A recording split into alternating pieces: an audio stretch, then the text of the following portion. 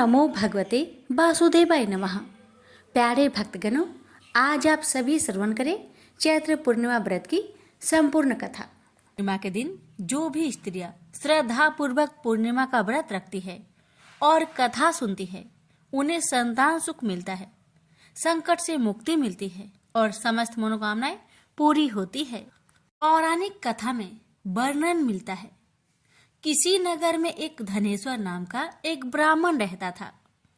उसकी पत्नी रूपवती, पतिव्रता और सर्वगुण संपन्न थी।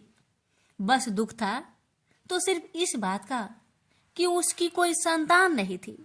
यही कारण था कि वो दोनों बहुत चिंतित रहते थे।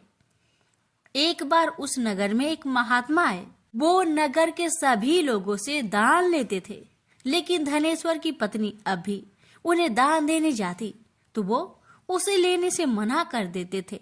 एक दिन धनेश्वर ने उन महात्मा के पास जाकर पूछा, हे महात्मन, आप नगर के सभी लोगों से दान लेते हैं, लेकिन मेरी पत्नी के हाथ का दान क्यों नहीं स्वीकार करते हैं? हमसे अगर कोई भूल हुई हो तो हम ब्राह्मण दंपति आपसे क्षमा याचना करते हैं। महात्मा बोले, नहीं ब्रीप, तुम तो बहुत ही विनम्र और हमेशा आदर सत्कार करने वाले ब्राह्मण हो, तुमसे भूल तो कदापि नहीं हो सकती। महात्मा की बात सुनकर धनेश्वर हाथ जोड़कर बोला, हे मुनिवर, फिर आखिर क्या कारण है? कृपया हमें उससे अवगत कराइए। इस पर महात्मन बोले, हे ब्रीप, तुम्हारे कोई संतान नहीं है और जो दंपति निसंतान हो उसके हाथ से भिक्षा लेना अधम या पापी के हाथ से भिक्षा ग्रहण करने के समान है। तुम्हारे दिया गया दान लेने के कारण मेरा पतन हो जाएगा। बस यही कारण है कि मैं तुम दंपति से दान स्वीकार नहीं करता। महात्मा की ये वचन सुनकर धनेश्वर उनके चरणों में गिर पड़ा और विनती करते हुए बोला, हे महात्मन, संतान ना होना ही तो हम पति पत्नी के जीवन की सबसे बड़ी निराशा है। यदि संतान प्राप्ति का कोई उपाय हो तो बताने की कृपा करें मुनिवर। ब्राह्मण का दुख देखकर महात्मा बोले, हे ब्रीप, तुम्हारे इस कष्ट का एक निवारण अवश्य है। तुम 16 दिनों तक श्रद्धा पूर्वक काली माता की पूजा करो। माँ प्रसन्न होगी तो उनकी कृपा से अवश्य तुम्हें पुत्र रत्न की प्राप्ति होगी। इतना सुनकर धनेश्वर बहुत खुश हुआ। उसने कृतज्ञता पूर्वक महात्मा का आभार प्रकट किया और घर आकर पत्नी को सारी बात बताई। पति पत्नी को महात्मा के द्वारा बताए गए उपाय से एक आशा की किरण दिखाई दी और धनेश्वर माँ काली की उपासना के लिए वन में चला गया। ब्राह्मण ने पूरे 16 दिन तक काली माता की पूजा की और उपवास रखा। उसकी भक्ति देखकर और विनती सुनकर माँ ब्राह्मण के सामने आई और बोली, हे धनेश्वर, तू निराश मत हो। मैं तुम्हें संतान के रूप में पुत्र रत्न की प्राप्ति का वरदान देती हूँ, लेकिन 16 साल की अल्प आयु में तेरे पुत्र की मृत्यु हो जाएगी। काली माता ने कहा, यदि तुम पति पत्नी विधि पूर्वक 32 पूर्णमासी का व्रत करोगे तो तुम्हारी संतान दीर्घायु हो जाएगी। प्रातःकाल जब तुम उठोगे तो तुम्हें यहाँ आम का एक वृक्ष दिखाई देगा। उस पेड़ से एक फल तोड़ना और ले जाकर अपनी पत्नी को खिला देना। शिव जी की कृपा से तुम्हारी पत्नी गर्भवती हो जाएगी। इतना कहकर माता अंतर्ध्यान हो गई। प्रातःकाल जब धनेश्वर उठा तो उसे आम का वृक्ष दिखा जिस पर बहुत ही सुंदर फल लगे थे। वो काली माता के कहे अनुसार फल तोड़ने के लिए वृक्ष पर चढ़ने लगा। उसने कई प्रयास किया, लेकिन फिर भी फल तोड़ने में असफल रहा तथा उसने विघ्नहर्ता गणेश भगवान की सुमरन किया और गणपति की कृपा से इस बार वो वृक्ष पर चढ़कर फल तोड़ लाया। धनेश्वर ने अपनी पत्नी को फल दिया, जिसे खाकर वो कुछ समय बाद गर्भवती हो गई। दंपति काली माँ के निर्देश के अनुसार हर पूर्णिमा पर दीप जलाते रहे। कुछ दिन बाद भगवान शिव की कृपा हुई और ब्राह्मण की पत्नी ने एक सुंदर बेटे को जन्म दिया, जिसका नाम उन्होंने देवीदास रखा। जब पुत्र 16 वर्ष का होने का हुआ तो माता पिता को चिंता होने लगी कि इस वर्ष उसकी मृत्यु निश्चित है। दंपति ने देवीदास के मामा को बुलवाया और कहा, तुम देवीदास को विद्या अध्ययन के लिए काशी ले जाओ और 1 वर्ष बाद वापस आना। दंपति पूरी आस्था के साथ पूर्णमासी का व्रत कर पुत्र की दीर्घायु होने की कामना करते रहे। इधर काशी प्रस्थान के बाद मामा भांजे एक गांव से गुजर रहे थे। वहां एक कन्या का विवाह हो रहा था, परंतु विवाह होने से पूर्व ही उसका वर अंधा हो गया। तभी वर के पिता ने देवीदास को देखा और मामा से कहा, तुम अपना भांजा कुछ समय के लिए हमें दे दो, विवाह संपन्न हो जाए उसके बाद ले जाना। यह सुनकर मामा ने कहा, यदि मेरा भांजा यह विवाह करेगा तो कन्यादान में मिले धन आदि पर हमारा अधिकार होगा। वर के पिता ने मामा की बात स्वीकार कर ली और देवीदास के साथ कन्या का विवाह संपन्न हो गया। इसके पश्चात देवीदास पत्नी के साथ भोजन करने बैठा, लेकिन उसने उस थाल को हाथ नहीं लगाया। यह देखकर पत्नी बोली, स्वामी आप भोजन क्यों नहीं कर रहे हैं? आपके चेहरे पर यह उदासी कैसी? तब देवीदास ने सारी बात बताई। यह सुनकर कन्या बोली, स्वामी मैंने अग्नि को साक्षी मानकर आपके साथ फेरे लिए हैं। अब मैं आपके अलावा किसी और को अपना पति स्वीकार नहीं करूंगी। पत्नी की बात सुनकर देवीदास ने कहा, ऐसा मत कहो, मैं अल्पायु हूँ। कुछ ही दिन में 16 वर्ष की आयु होते ही मेरी मृत्यु निश्चित है। लेकिन पत्नी ने कहा, जो भी उसके भाग्य में लिखा होगा वो उसे स्वीकार है। देवीदास के बहुत कहने पर भी जब वो नहीं मानी तो देवीदास ने उसे एक अंगूठी दी और कहा, मैं विद्या अध्ययन के लिए काशी जा रहा हूँ, लेकिन तुम मेरे जीवन मरण के बारे में जानने के लिए एक पुष्प वाटिका तैयार करो। उसमें भांति भांति के पुष्प लगाओ और उन्हें जल से सींचते रहो। यदि वाटिका हरी भरी रहे, पुष्प खिली रहे तो समझना मैं जीवित हूँ, और जब ये वाटिका सूख जाए तो मान लेना कि मेरी मृत्यु हो चुकी है। इतना कहकर देवीदास काशी चला गया। प्रातःकाल जब कन्या ने दूसरे वर को देखा तो बोली, ये मेरा पति नहीं है, मेरा पति काशी पढ़ने गया है। यदि इसके साथ मेरा विवाह हुआ है तो बताए कि रात्रि में मेरी और इसके बीच क्या बातें हुई थी और इसने मुझे क्या दिया था। ये सुनकर वर बोला, मुझे कुछ नहीं पता, और पिता पुत्र लज्जित होकर चले गए। उधर एक दिन प्रातःकाल एक सर्प देवीदास को डसने के लिए आया, लेकिन उसके माता पिता द्वारा किए जाने वाले पूर्णिमा व्रत के प्रभाव के कारण वो उसे डस नहीं पाया। तत्पश्चात काल स्वयं वहां आए और उसके शरीर से प्राण निकालने लगे। देवीदास मूर्छित होकर गिर पड़ा। वे वहां माता पार्वती और शिवजी आए। देवीदास को मूर्छित देखकर देवी पार्वती बोली, हे स्वामी, देवीदास की माता ने 32 पूर्णिमा का व्रत रखा था, उसके फलस्वरूप कृपया आप इसे जीवन दान दे। माता पार्वती की बात सुनकर भगवान शिव ने देवीदास को पुनः जीवित कर दिया। इधर देवीदास की पत्नी ने देखा कि पुष्प वाटिका में एक भी पुष्प नहीं रहा। वो जान गई कि उसके पति की मृत्यु हो चुकी है और रोने लगी। तभी उसने देखा कि वाटिका पुनः हरी भरी हो गई है। यह देखकर वो बहुत प्रसन्न हुई। उसे पता चल गया कि देवीदास को प्राणदान मिल चुका है। जैसे ही देवीदास 16 वर्ष का हुआ, मामा भांजा काशी से वापस चल पड़े। रास्ते में जब वो कन्या के घर गए तो उसने देवीदास को पहचान लिया और अत्यंत प्रसन्न हुई। धनेश्वर और उसकी पत्नी भी पुत्र को जीवित पाकर हर्ष से भर गए।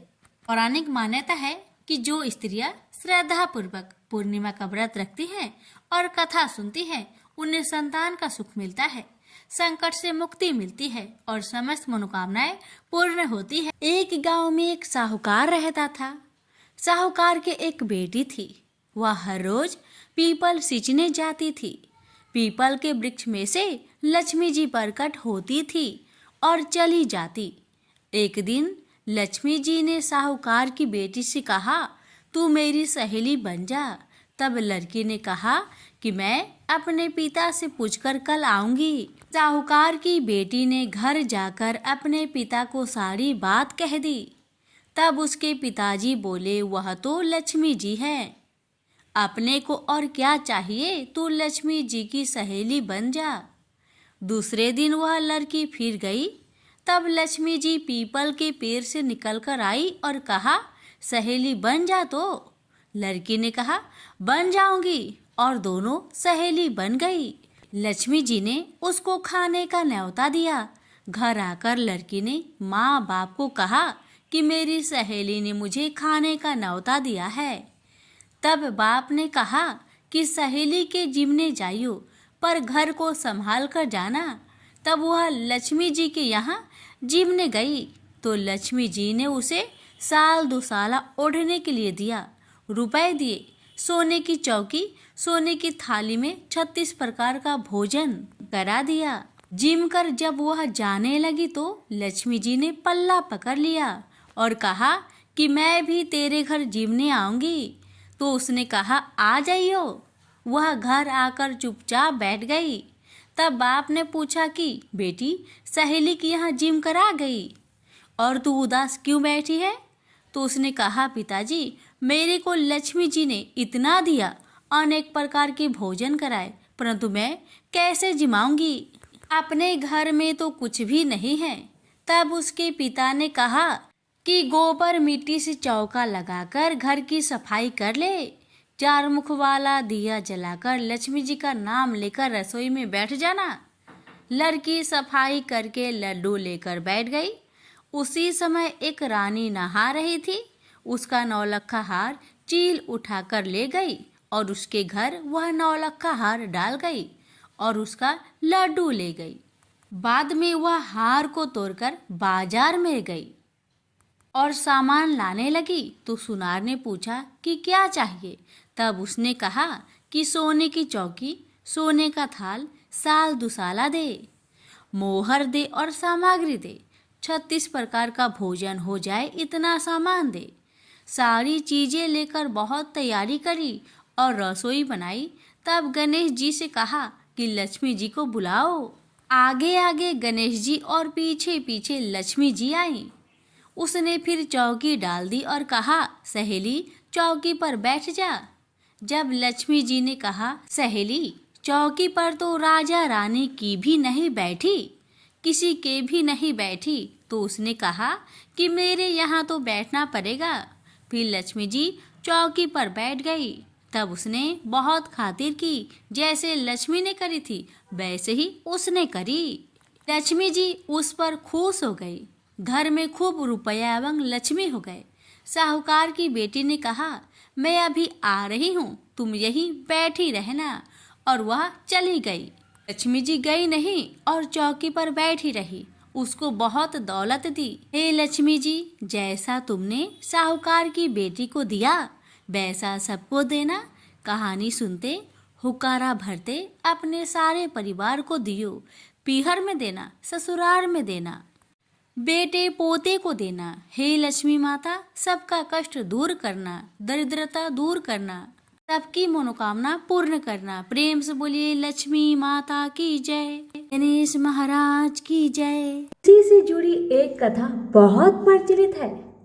श्रीमद् देवी भागवत पुराण में इनके अवतरण की दिव्य लीला कथा भी बनाई गई है। एक बार शिव ने अपने तेज को समुद्र में फेंक दिया था। उससे एक महातेजस्वी बालक ने जन्म लिया। यह बालक आगे चलकर जलंधर के नाम से पराक्रमी दैत्य राजा बना। इसकी राजधानी का नाम जलंधर नगरी था। दैत्यराज कालनेमी की कन्या वृंदा का विवाह जलंधर से हुआ। जलंधर महाराक्षस था। अपनी सत्ता के मद में चूर उसने माता लक्ष्मी की पाने की कामना से युद्ध किया, परंतु समुद्र से ही उत्पन्न होने के कारण माता लक्ष्मी ने उसे अपने भाई के रूप में स्वीकार किया। वहां से पराजित होकर वह देवी पार्वती को पाने की लालसा से कैलाश पर्वत पर गया। भगवान देवाधिदेव शिव का ही रूप धरकर माता पार्वती के समीप गया, परंतु माँ ने अपने योग बल से उसे तुरंत पहचान लिया तथा वहां से अंतर ध्यान हो गई। देवी पार्वती ने क्रोध होकर सारा वृत्तांत भगवान विष्णु को सुनाया। जालंधर की पत्नी वृंदा अत्यंत पतिव्रता स्त्री थी। उसी के पतिव्रत धर्म की शक्ति से जालंधर न तो मारा जाता था और न ही पराजित होता था। इसलिए जालंधर का नाश करने के लिए वृंदा के पतिव्रत धर्म को भंग करना बहुत जरूरी था। इसी कारण भगवान विष्णु ऋषि का भेष धारण करके वन में जा पहुंचे, जहां वृंदा अकेली भ्रमण कर रही थी। भगवान के साथ दो मायावी राक्षस भी थे, जिन्हें देखकर वृंदा भयभीत हो गई। ऋषि ने वृंदा के सामने पल में दोनों को भस्म कर दिया। उनकी शक्ति देखकर वृंदा ने कैलाश पर्वत पर महादेव के साथ युद्ध कर रहे अपने पति जालंधर के बारे में पूछा। ऋषि ने अपने माया जाल से दो बानर प्रकट किए। एक बानर के हाथ में जालंधर का सिर था तथा दूसरे के हाथ में धड़। अपने पति की यह दशा देखकर वृंदा मूर्छित होकर गिर पड़ी।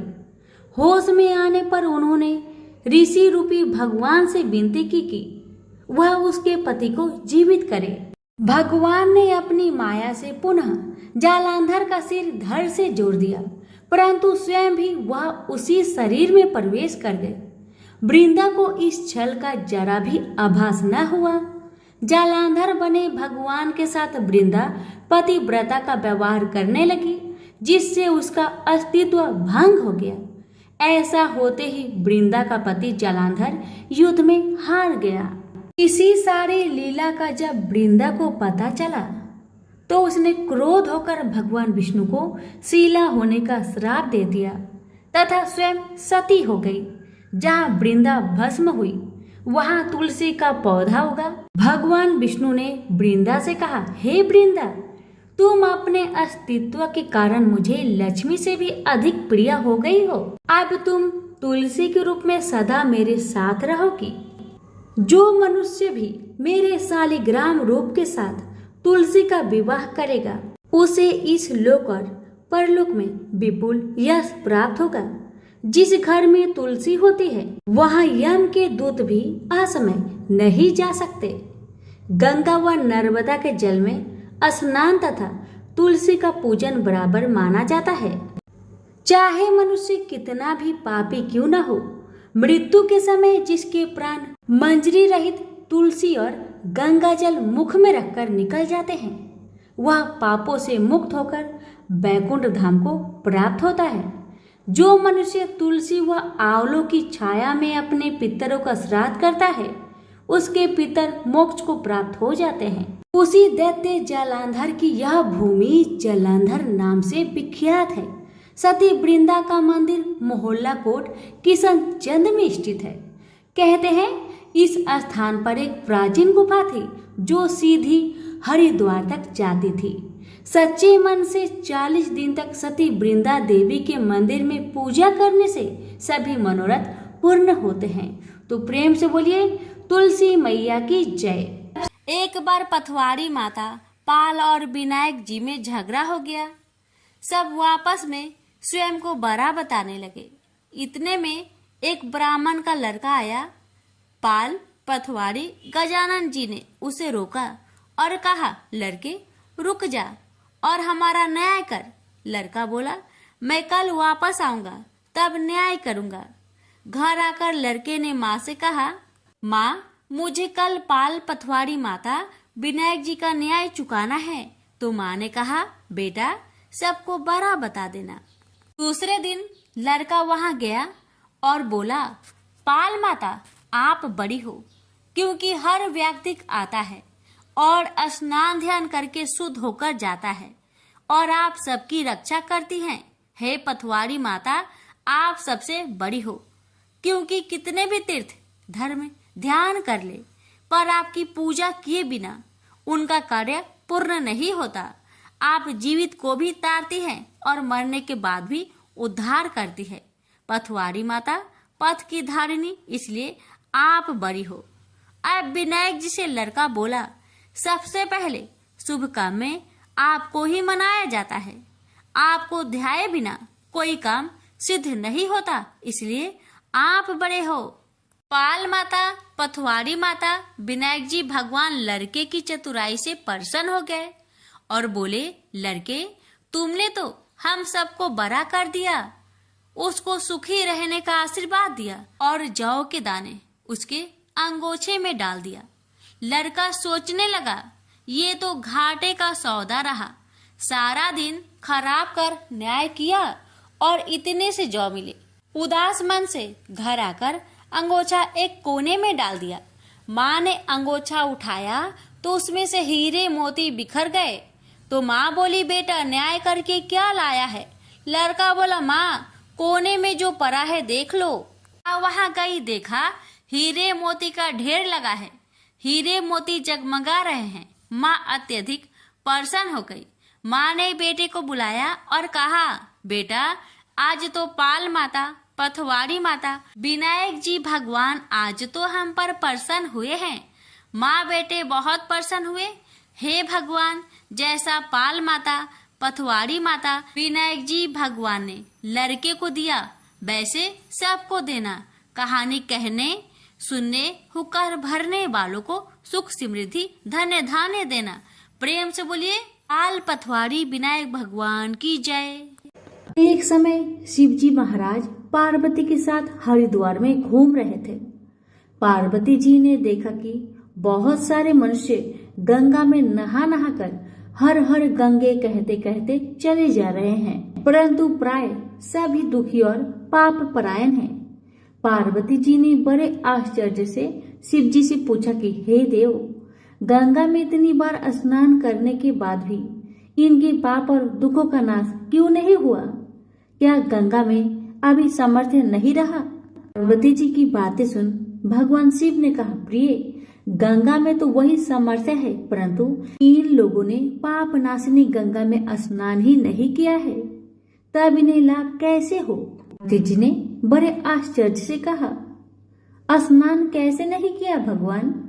सभी तो नहा नहा कर आ रहे हैं, अभी तक इनके शरीर भी सूखे नहीं हैं। जी ने कहा, ये केवल जल में डुबकी लगाकर आ रहे हैं, तुम कल इसका रहस्य समझ जाओगे। दूसरे दिन बड़े जोर की बरसात होने लगी। गलियां कीचड़ से भर गई। एक चौड़े रास्ते में एक गहरा गड्ढा था। चारों ओर लपटीला कीचड़ भर रहा था। उसी गड्ढा में भगवान शिव ने लीला करते हुए वृद्ध ब्राह्मण का रूप धारण कर लिया और दीन विवश की तरह गड्ढे में जाकर ऐसे पड़ गए कि जैसे मानो कोई मनुष्य चलता चलता गड्ढे में गिर पड़ा हो। निकलने की कोशिश करने के बावजूद भी वह निकल नहीं पा रहा है। पार्वती जी को भगवान शंकर ने समझाकर गड्ढे के पास बैठा दिया कि देखिए देवी, आप लोगों को सुना सुनाकर यूं पुकारती रहिए कि मेरे वृद्ध पति अकस्मात गलती से गड्ढे में गिर पड़े हैं, कोई पुण्य आत्मा ही इन्हें निकालकर इनके प्राणों की रक्षा करे। इस प्रकार आप बार बार कहते रहिएगा। भगवान के कहे अनुसार माता पार्वती ने किया। भगवान ने इतना भी कहा कि जब कोई मुझे बचाने की कोशिश करे तो आप उसे इतना कह दीजिएगा, मेरे पति सर्वथा निष्पाप है, इन्हें वही छुए जो स्वयं निष्पाप हो। यदि आप निष्पाप है तभी आप मेरे पति को हाथ लगाइए, नहीं तो हाथ लगते ही आप भस्म हो जाएंगे। पार्वती जी ने भगवान की बात को ध्यान में रखकर गड्ढे के किनारे पर बैठ गई और आने जाने वालों को सुना सुनाकर शिव जी की सिखाई हुई बात कहने लगी। गंगा में नहाकर लोगों के दल आ रहे थे। सुंदरी महिला को यूं बैठी देखकर कईयों का मन में पाप आया। कई लोग लज्जा से डरे, कईयों को कुछ धर्म का भय हुआ, कई कानून से डरे। कुछ लोगों ने तो पार्वती जी को यह भी सुना दिया कि मरने दे बूढ़े को, क्यों उनके लिए रोती है। आगे और कुछ दयालु सच्चा चरित्र पुरुष थे। उन्होंने करुणावश युवती के पति को निकालना चाहा, परंतु पार्वती के वचन सुनकर वे भी रुक गए। उन्होंने सोचा कि हम गंगा में नहाकर आए तो हैं, क्या हुआ, पापी तो है ही, कहीं होम करते समय हमारा हाथ ना जल जाए। किसी को भी भेष रूपी शंकर को निकालने का साहस नहीं हुआ। सैकड़ों आए, सैकड़ों ने पूछा और चले गए। संध्या हो चली। शिव जी ने कहा, देखिए पार्वती जी, आपने देखा कोई है गंगा नहाने वाला यहाँ पर? थोड़ी देर बाद एक जवान हाथ में लोटा लेकर हर हर गंगे करता हुआ निकला। पार्वती ने उसे भी वही बात कही। युवक का हृदय करुणा से भर आया। उसने शिव जी को निकालने की तैयारी की। पार्वती ने रोकर कहा कि भाई, यदि तुम सर्वथा निष्पाप नहीं हो तो मेरे पति को छूते ही जल जाओगे।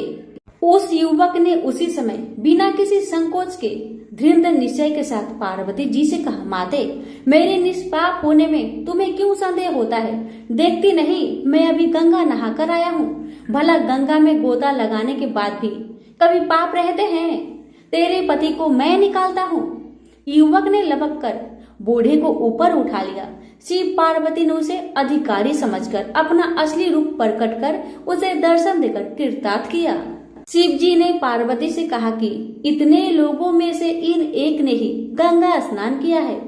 इस दृष्टांत के अनुसार जो लोग बिना श्रद्धा और विश्वास के केवल दम के लिए गंगा स्नान करते हैं, उन्हें वास्तविक फल नहीं मिलता। परंतु इसका यह मतलब नहीं है कि गंगा स्नान व्यर्थ जाता है। विश्वास के साथ किए गए गंगा स्नान का मिलता है वास्तविक फल। प्रेम से बोलिए उमापति शंकर भगवान की जय, गंगा माता की जय। लापसी तपसी की कथा। एक लापसी था, एक तपसी था। तपसी हमेशा भगवान की तपस्या में लीन रहता था। लापसी रोजाना सवा सेर की लापसी बनाकर भगवान का भोग लगाकर जीम लेता था। एक दिन दोनों लड़ने लगे। लापसी बोला, मैं रोज भगवान की तपस्या करता हूँ, इसलिए मैं बड़ा हूँ। लापसी बोला कि मैं रोज भगवान को सवा सेर लापसी का भोग लगाता हूँ, इसलिए मैं बड़ा हूँ। नारद जी वहां से गुजर रहे थे। दोनों को लड़ता देखकर उनसे पूछा कि क्यों तुम लड़ रहे हो? लापसी ने खुद को बड़ा होने का कारण बताया और तपसी ने अपना कारण बताया। नारद जी बोले, तुम्हारा फैसला मैं कर दूंगा। दूसरे दिन लापसी और तपसी नहाकर अपनी रोज की भक्ति करने आए तो नारद जी ने छुपकर 1.25 करोड़ की एक एक अंगूठी उन दोनों के आगे रख दी। तपसी की नजर जब अंगूठी पर पड़ी तो उसने चुपचाप अंगूठी उठाकर अपने नीचे दबा ली। लापसी की नजर अंगूठी पर पड़ी लेकिन उसने ध्यान नहीं दिया। भगवान को भोग लगाकर लापसी खाने लगा। नारद जी सामने आए तो दोनों ने पूछा कि कौन बड़ा? तो नारद जी ने तपसी को खड़ा होने को कहा। वो खड़ा हुआ तो उसके नीचे दबी अंगूठी दिखाई पड़ी। नारद जी ने तपसी से कहा, तपस्या करने के बाद भी तुम्हारी चोरी करने की आदत नहीं गई, इसलिए लापसी बड़ा है और तुम्हें तुम्हारी तपस्या का कोई भी फल नहीं मिलेगा। तपसी शर्मिंदा होकर माफी मांगने लगा। उसने नारद जी से पूछा, मुझे मेरी तपस्या का फल कैसे मिलेगा? नारद जी ने कहा, यदि कोई गाय और कुत्ते की रोटी नहीं बनाएगा तो फल तुझे मिलेगा। यदि कोई ब्राह्मण को भोजन करवाकर दक्षिणा नहीं देगा तो फल तुझे मिलेगा। यदि कोई साड़ी के साथ ब्लाउज नहीं देगा तो फल तुझे मिलेगा। यदि कोई दिए से दिया जलाएगा तो फल तुझे मिलेगा। यदि कोई सारी कहानी सुने लेकिन तुम्हारी कहानी नहीं सुने तो फल तुझे मिलेगा। उसी दिन से हर व्रत कथा कहानी के साथ लापसी तपसी की कहानी भी सुनी और कही जाती है। प्रेम से बोलिए लक्ष्मी नारायण की जय।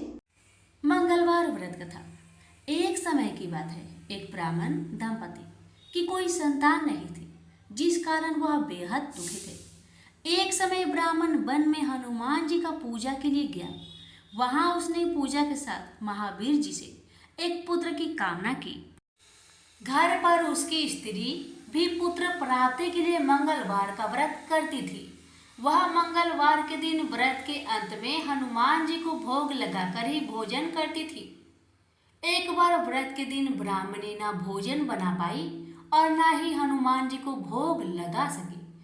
उसने प्रण किया कि वह अगले मंगलवार को ही हनुमान जी को भोग लगाकर ही भोजन करेगी। वह भूखी प्यासी 6 दिन तक पड़ी रही। मंगलवार के दिन वह बेहोश हो गई। हनुमान जी उसकी निष्ठा और लगन को देखकर प्रसन्न हुए। उन्होंने आशीर्वाद स्वरूप ब्राह्मणी को एक पुत्र दिया और कहा कि यह तुम्हारी बहुत सेवा करेगा। बालक को पाकर ब्राह्मणी अति प्रसन्न हुई। उसने बालक का नाम मंगल रखा। कुछ समय उपरांत जब ब्राह्मण घर आया तो बालक को देखकर पूछा कि वह कौन है। पत्नी बोली कि मंगलवार व्रत से प्रसन्न होकर हनुमान जी ने उसे यह बालक दिया है। ब्राह्मण को अपनी पत्नी की बात पर विश्वास नहीं हुआ। एक दिन मौका देख ब्राह्मण ने बालक को कुएं में गिरा दिया। घर पर लौटने पर ब्राह्मणी ने पूछा कि मंगल कहाँ है। तभी पीछे से मंगल मुस्कुराकर घर आ गया। उसे वापस देखकर ब्राह्मण आश्चर्यचकित रह गया। रात को हनुमान जी ने उसे सपने में दर्शन दिए और बताया कि यह पुत्र उसे उन्होंने ही दिया है। ब्राह्मण सत्य जानकर बहुत खुश हुआ। इसके बाद ब्राह्मण दंपति प्रत्येक मंगलवार को व्रत रखने लगे। जो मनुष्य मंगलवार व्रत कथा को पढ़ता या सुनाता है और नियम से व्रत रखता है, उसे हनुमान जी की कृपा से सब कष्ट दूर होकर सर्व सुख प्राप्त होता है और हनुमान जी की दया के पात्र बनते हैं। प्रेम से बोलिए पवन पुत्र हनुमान की जय। हनुमान चालीसा। श्री गुरु चरण सरोज रजे, निज मनु मुकुर सुधारी। बरनउँ रघुबर बिमल जसु, जो दायकु फल चारि। बुद्धिहीन तनु जानिके, सुमिरो पवन कुमार। बल बुद्धि विद्या देहु मोहे, हरहु कलेश विकार। जय हनुमान ज्ञान गुण सागर, जय कपीस तिहु लोक उजागर। रामदूत अतुलित बल धामा, अंजनी पुत्र पवन सुत नामा। महावीर विक्रम बजरंगी, कुमति निवार सुमति के संगी। कंचन वरन विराज सुबेसा, कानन कुंडल कुंचित केसा। हाथ वज्र अरु ध्वजा बिराजे, कांधे मूज जनेऊ साजे। शंकर सुवन केसरी नंदन, तेज प्रताप महाजगवंदन। विद्यावान गुणी अति चातुर, राम काज करिबे को आतुर। प्रभु चरित्र सुनबे को रसिया, राम लखन सीता मन बसिया। सूक्ष्म रूप धरि सियहि दिखावा, बिकट रूप धरि लंक जरावा। भीम रूप धरि असुर संहारे, रामचंद्र के काज सवारे। लाए सजीवन लखन जियाए, श्री रघुवीर हर्षि उर लाए। रघुपति किन्हीं बहुत बड़ाई, तुम मम प्रिय भरत ही संभाई। सहस बदन तुमरो जस गावे, अस कहि श्रीपति कंठ लगावे। सनकादिक ब्रह्मादि मुनीसा, नारद सारद सहित अहिसा। जब कुबेर दिखपाल जहाते, कवि कोविद कह सके कहाते। तुम उपकार सुग्रीवाहि किन्ना, राम मिलाए राजपद दिन्हा। तुमरो मंत्र विभीषण माना, लंकेश्वर भय सब जग जाना। जोग सहस्त्र जो जन पर भानु, लील्यो ताहि मधुर फल जानू। प्रभु मुद्रिका मैली मुख माही, जल दिलागी गई अचरज नाही। दुर्गम काज जगत के जेते, सुगम अनुग्रह तुम्हरे तेते। राम दुआरे तुम रखवारे, होत न आज्ञा बिनु पैसारे। सब शुक्ला है तुम्हारी सरना, तुम रक्षक काहू को डरना।